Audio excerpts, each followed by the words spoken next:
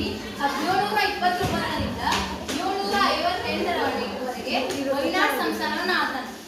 Next point, ಪರಕೀಯ ಡಚರಿಂದ ರಕ್ಷಿಸ್ತಾನೆ. ಮೂರನೇ ಪಾಯಿಂಟ್, ತನ್ನ ರಾಜಧಾನಿಯನ್ನು ಪದ್ಮನಾಭಪುರದಿಂದ ತಿರುವನಂತಪುರಕ್ಕೆ ಸ್ಥಳಾಂತರಿಸಿದ.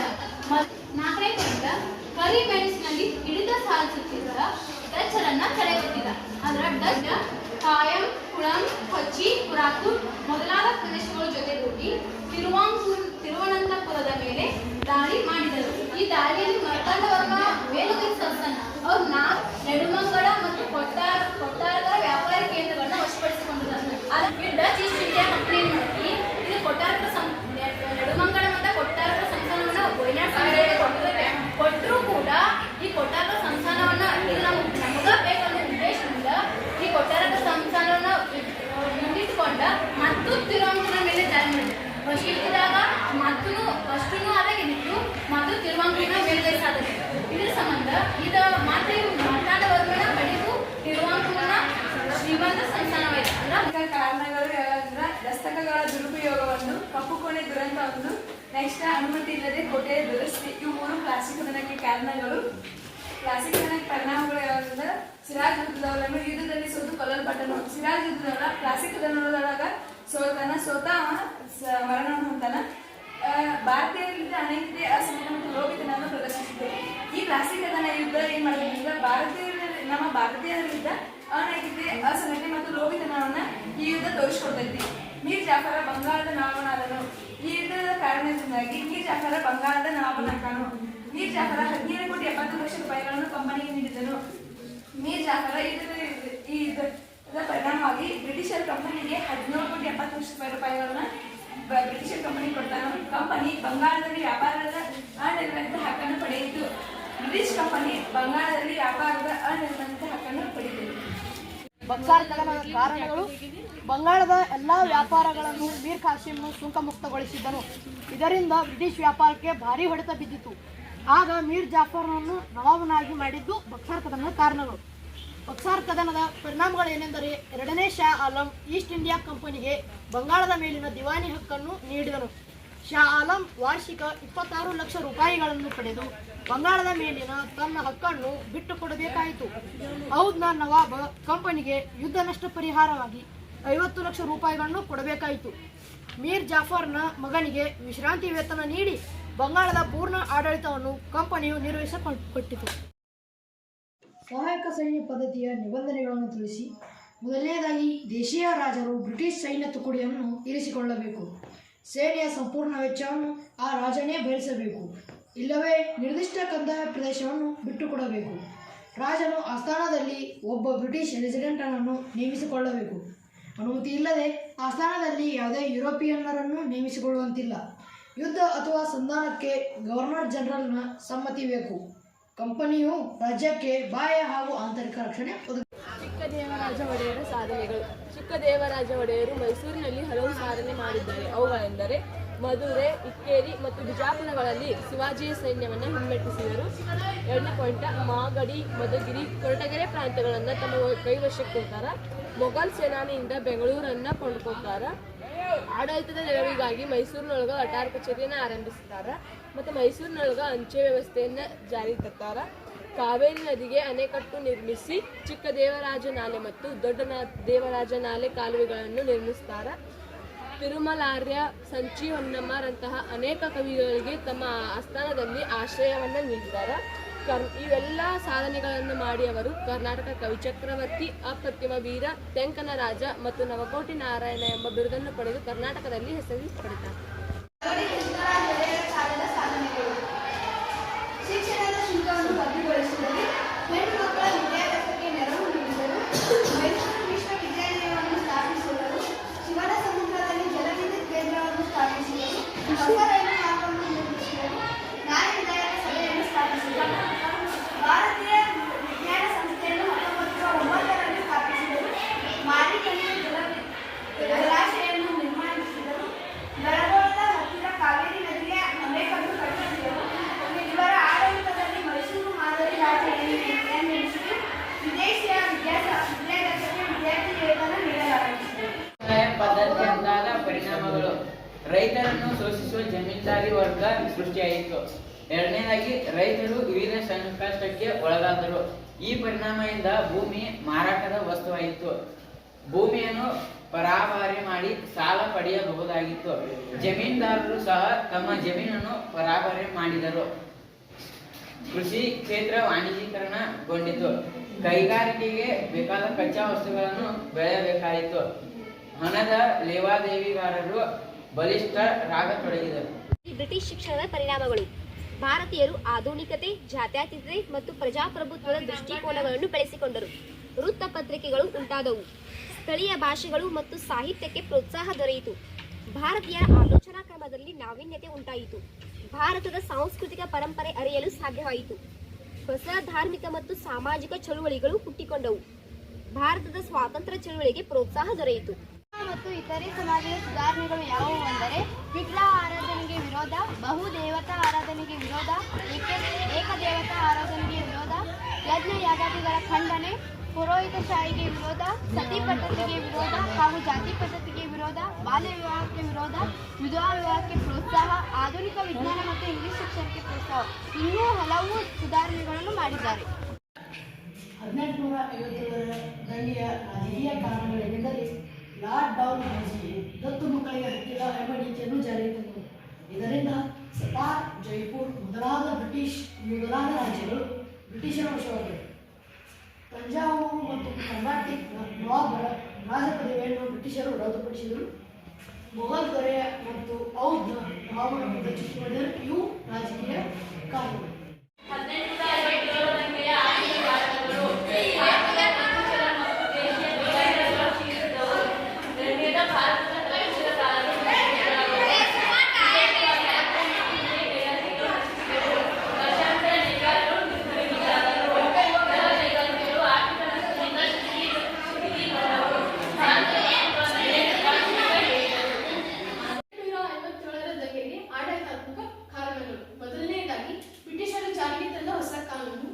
ಪಕ್ಷಪಾತದಿಂದ ಕೂಡಿದ ಕಾನೂನುಗಳು, ಇಂಗ್ಲಿಷ್ ನ್ಯಾಯಾಲಯದ ಭಾಷೆಯಾದದ್ದು, ಇಂಗ್ಲಿಷರ ಪರವಾಗಿ ಇರುತ್ತಿದ್ದ ತೀರ್ಪುಗಳು, ಕಾನೂನಿನ ಆಶಯ ಜನರಿಗೆ ಅರ್ಥವಾಗದಿರುವುದು. 1857 ದಂಗೆಗೆ ಸೈನಿಕರ ಕಾರಣಗಳು. ಸಾಗರೋತ್ತಮ ಸೇವೆಗೆ ಸೈನಿಕರ ಒತ್ತಾಯ, ವೇತನ ಬಡ್ತಿಯಲ್ಲಿ ಭಾರತೀಯ ಸೈನಿಕರಿಗೆ ತಾರತಮ್ಯ, ಬ್ರಿಟಿಷ್ ವಶವಾದ ರಾಜ್ಯಗಳ ಸೈನಿಕರ ನಿರುದ್ಯೋಗ, ಭಾರತೀಯ ಸೈನಿಕರ ಶೋಷಣೀಯ ಸ್ಥಿತಿ.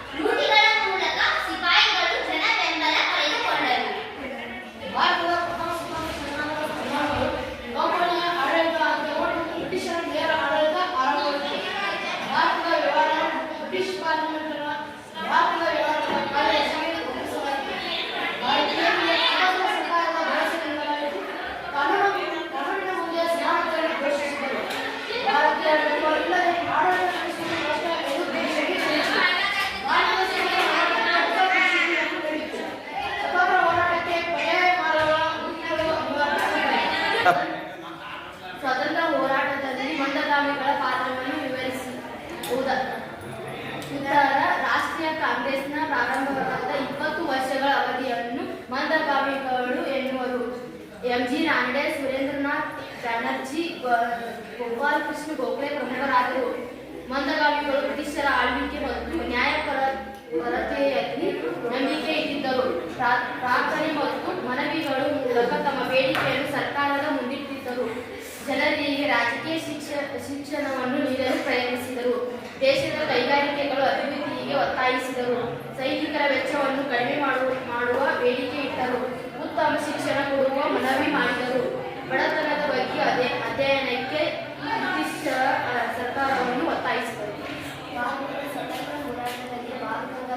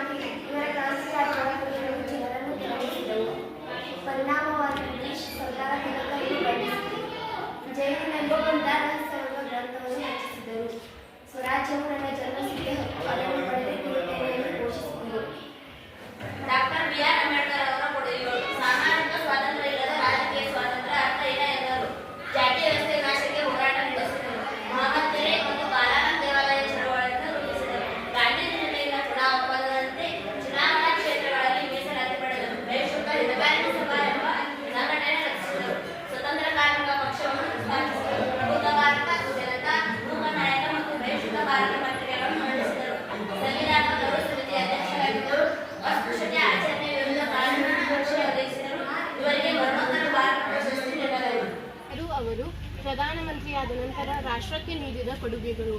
1929ರಲ್ಲಿ ರಾಷ್ಟ್ರೀಯ ಕಾಂಗ್ರೆಸ್ ಲಾಹೋರ್ ಅಧಿವೇಶನದ ಅಧ್ಯಕ್ಷರಾಗಿದ್ದರು. ಕೈಗಾರಿಕಾ ಮತ್ತು ನವಭಾರತ ಶಿಲ್ಪಿಯಾದರು. ಸರ್ದಾರ್ ವಲ್ಲಭಾಯ್ ಪಟೇಲರ ನೇತೃತ್ವದಲ್ಲಿ ಸಂಸ್ಥಾನಗಳ ವಿಲೀನಕರಣಕ್ಕೆ ಕಾರಣರಾದರು. ಭಾಷಾವಾರು ಪ್ರಾಂತ್ಯಗಳ ರಚನೆ ಮೂಲಕ ಭಾರತಕ್ಕೆ ಒಂದು ತಾತ್ವಿಕ ತಳಹದಿ ಹಾಕಿದ್ದರು.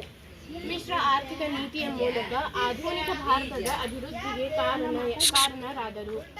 ಬೃಹತ್ ಕೈಗಾರಿಕೀಕರಣದಿಂದ ದೇಶದ ಅಭಿವೃದ್ಧಿ ಸಾಧ್ಯ ಎಂದು ನಂಬಿದ್ದರು. ಪಂಚವಾರ್ಷಿಕ ಯೋಜನೆಗಳ ಮೂಲಕ ದೇಶದ ಅಭಿವೃದ್ಧಿ ಸಾಧ್ಯವೆಂದು ನಂಬಿದ್ದರು. ಪ್ರಪಂಚದ ದೃಢೀಕರಣ ಸಮಯದಲ್ಲಿ ಭಾರತಕ್ಕೆ ಅಲಿಪ್ತ ನೀತಿ ಪ್ರತಿಪಾದಿಸಿದರು. ಪ್ರಪಂಚಶೀಲ ತತ್ವದ ಮೇಲೆ ಶಾಂತಿ ಮತ್ತು ಸಹಬಾಳ್ವೆಯ ಸೂತ್ರ ಅನುಷ್ಠಾನಗೊಳಿಸಿದರು. ಹೈದರಾಬಾದ್ ಸಂಸ್ಥಾನ ಭಾರತದ ಒಕ್ಕೂಟದಲ್ಲಿ ವಿಲೀನಗೊಂಡದ್ದು ಹೇಗೆ ಅಂದರೆ ಹೈದರಾಬಾದಿನ ನಿಜಾಮನು ಭಾರತಕ್ಕೆ ಸೇರಲು ನಿರಾಕರಿಸಿದರು. ತೆಲಂಗಾಣ ರೈತರು ನಿಜಾಮ್ ಮತ್ತು ಜಮೀನ್ದಾರರ ವಿರುದ್ಧ ಸಶಸ್ತ್ರ ಹೋರಾಟ ನಡೆಸುತ್ತಿದ್ದರು. ನಿಜಾಮನ ಕ್ರೂರ ಪಡೆಯಾದ ರಜಾಕನ ವಿರುದ್ಧ ಜನತೆಯಲ್ಲಿ ವ್ಯಾಪಕವಾದ ಪ್ರತಿರೋಧವಿತ್ತು. ಭಾರತ ಸರ್ಕಾರ ಸೈನ್ಯವನ್ನು ಕಳುಹಿಸಿ ನಿಜಾಮನನ್ನು ಸೋಲಿಸಿತು. ಹೈದರಾಬಾದ್ ಸಂಸ್ಥಾನವನ್ನು 1948ರಲ್ಲಿ ಭಾರತ ಒಕ್ಕೂಟಕ್ಕೆ ಸೇರಿಸಿಕೊಂಡಿತು. ಜುನಾಗಢ ಸಂಸ್ಥಾನ ಭಾರತದ ಒಕ್ಕೂಟಕ್ಕೆ ಸೇರಿದ್ದು ಹೇಗೆ ಎಂದು ನೋಡೋಣ. ಮೊದಲನೇದಾಗಿ ಜುನಾಗಢದ ನವಾಬನು ಪಾಕಿಸ್ತಾನಕ್ಕೆ ಸೇರಲು ಬಯಸಿದನು. ಎರಡನೇದಾಗಿ ಆಗ ಪ್ರಜೆಗಳು ನವಾಬನ ವಿರುದ್ಧ ಬೀದಿಗಿಳಿದರು. ಮೂರನೇದಾಗಿ ಆದ್ದರಿಂದ ನವಾಬನು ಪಾಕಿಸ್ತಾನಕ್ಕೆ ಪಲಾಯನ ಮಾಡಿದನು. ನಾಲ್ಕನೇದಾಗಿ ದಿವಾಣರ ಮನವಿಯ ಮೇರೆಗೆ ಭಾರತ ಸರ್ಕಾರ ಸೈನ್ಯವನ್ನು ಕಳಿಸಿ ಶಾಂತಿ ಸ್ಥಾಪಿಸಿತು. ಐದನೇದಾಗಿ 1949ರಲ್ಲಿ ಜುನಾಗಢ ಭಾರತದ ಒಕ್ಕೂಟವನ್ನು ಸೇರಿತು. ಗೋವಾವನ್ನು ಪೋರ್ಚುಗೀಸರಿಂದ ಹೇಗೆ ಮುಕ್ತಗೊಳಿಸಲಾಯಿತು? ಈ ಪ್ರಶ್ನೆಗೆ ಉತ್ತರವೇನೆಂದರೆ ಮೊದಲಿಗೆ ಗೋವಾ ಭಾರತಕ್ಕೆ ಸೇರಿಸಲು ನಿರಂತರವಾದ ಚಳುವಳಿಗಳು ನಡೆದವು. ಪೋರ್ಚುಗೀಸರು ಯುರೋಪ್ ಮತ್ತು ಆಫ್ರಿಕಾದಿಂದ ಸೈನ್ಯವನ್ನು ಸೇರಿಸಿ ಚಳುವಳಿಯನ್ನು ಹತ್ತಿಕ್ಕಲು ಪ್ರಯತ್ನಿಸಿದರು. 1955ರಲ್ಲಿ ಭಾರತದ ವಿವಿಧ ಭಾಗಗಳಿಂದ ಬಂದ ಸತ್ಯಾಗ್ರಹಿಗಳು ಗೋವಾ ವಿಮೋಚನಾ ಹೋರಾಟ ಪ್ರಾರಂಭಿಸಿದರು. 1969ರಲ್ಲಿ ಭಾರತ ಸೈನ್ಯವು ಮಧ್ಯಪ್ರವೇಶಿಸಿ ಗೋವಾವನ್ನು ವಶಪಡಿಸಿಕೊಂಡಿತು. 1987ರವರೆಗೂ ಕೇಂದ್ರಾಡಳಿತ ಪ್ರದೇಶವಾಗಿದ್ದ ಗೋವಾ ನಂತರ ರಾಜ್ಯವಾಯಿತು. ಫ್ಯಾಸಿಸ್ಟ್ ಪಕ್ಷದ ಲಕ್ಷಣಗಳು: ಉಗ್ರ ರಾಷ್ಟ್ರೀಯತೆ, ಪರಕೀಯ ಶಕ್ತಿಗಳ ನಾಶ, ಹಿಂಸೆ, ವೈಭವೀಕರಣ, ಜನಾಂಗೀಯ ಶ್ರೇಷ್ಠತೆ, ಸಾಮ್ರಾಜ್ಯವಾದದ ವಿಸ್ತರಣೆ, ನರಮೇಧಗಳಿಗೆ ಬೆಂಬಲ, ಕಾರ್ಮಿಕರ ಮಕ್ಷುರ ನಿಷೇಧ. ನಾಜಿ ಸಿದ್ಧಾಂತವು ಜರ್ಮನಿಯನ್ನು ಹೇಗೆ ಹಾಳು ಮಾಡಿತು? ಈ ಪ್ರಶ್ನೆಗೆ ಉತ್ತರ: ಜಗತ್ತಿನಲ್ಲಿ ಜರ್ಮನ್ ಆರ್ಯ ಜನಾಂಗವೇ ಶ್ರೇಷ್ಠವಾದುದು. ಜಗತ್ತಿನ ಆಳ್ವಿಕೆಗೆ ಜರ್ಮನರು ಮಾತ್ರ ಯೋಗ್ಯರು. ಉಳಿದ ಜನಾಂಗಗಳು ಆಳಿಸಿಕೊಳ್ಳಲು ಮಾತ್ರ ಯೋಗ್ಯರು. ಜರ್ಮನ್ನರ ಎಲ್ಲ ಸಮಸ್ಯೆಗಳಿಗೆ ಯಹೂದಿಗಳೇ ಕಾರಣ. ಕ್ಯಾಥೋಲಿಕರು ಮತ್ತು ಸೋಷಿಯಲಿಸ್ಟರು ಸಹ ಕಾರಣ. ಹಾಗಾಗಿ ಇವರು ಬದುಕಲು ಯೋಗ್ಯರಲ್ಲ. ಹೀಗೆ ಉಗ್ರ ರಾಷ್ಟ್ರೀಯತೆಯನ್ನು ಜಾರಿಗೊಳಿಸಿದನು. ಜನಾಂಗವಾದವನ್ನು ಮುಂದಿಟ್ಟು ಪ್ರಬಲವಾಗಿ ಬೆಳೆದನು.